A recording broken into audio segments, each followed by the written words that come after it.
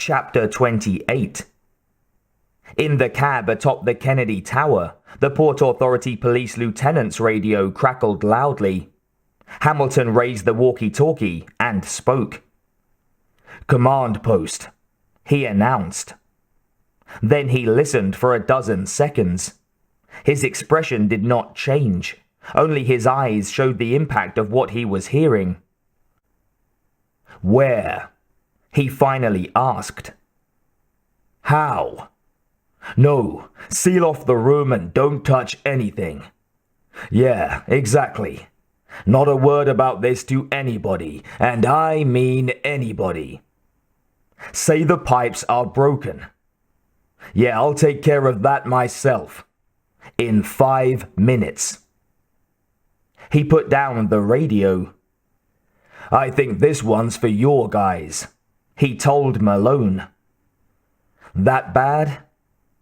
"Worse," Hamilton replied. "It's just what we don't need tonight. There's a dead priest in a John in the International Arrivals building. The word is that it looks like homicide." "Looks like?"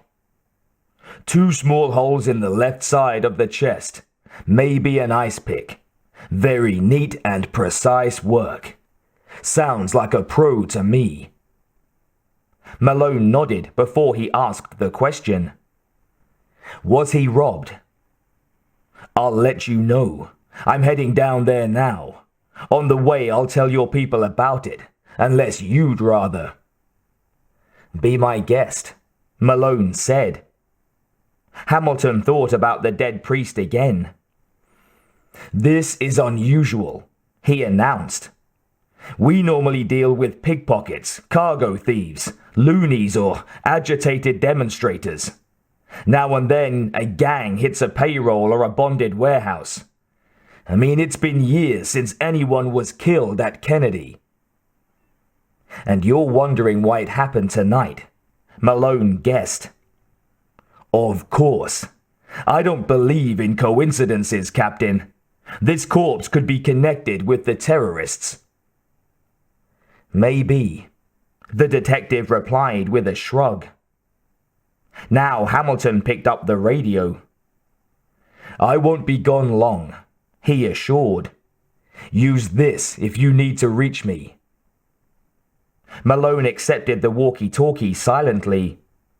As Ben Hamilton started down the stairs, Malone suddenly recalled the priest whom he'd pointed his gun at earlier in the night. That gentle cleric had quietly deplored these violent times. It would be almost too brutally ironic if he were the victim. Then Captain Frank Malone remembered someone and something else. One of the lethal tools that Willi Staub had used expertly on several occasions was a long, thin blade, similar to an ice pick. But cold-blooded Willi Staub did everything for a reason. What could make this wary, hunted man risk killing a priest in a crowded public building full of heavily armed police? If this was homicide, the murderer might well be someone else. Staub wasn't the only killer who slew with such a weapon, Malone reminded himself. Then his thoughts leaped to TWA-22 Heavy again, and his heart beat faster. His only child wouldn't be trapped up there on that plane, minutes from death, if his marriage had not failed. Or had damn near perfect Frank Malone failed? Had he done enough to keep his family together? There they were again, sins of commission and omission. He had lived with an awareness of them and their blood brother guilt since the 3rd grade in parochial school. At Harvard, he had discussed and debated them earnestly many times with his Jewish roommate. Harry Berger, a judge's son who was now one of Hollywood's senior baby moguls, had insisted that emotionally healthy and sensible people could deal with any sense of guilt rationally.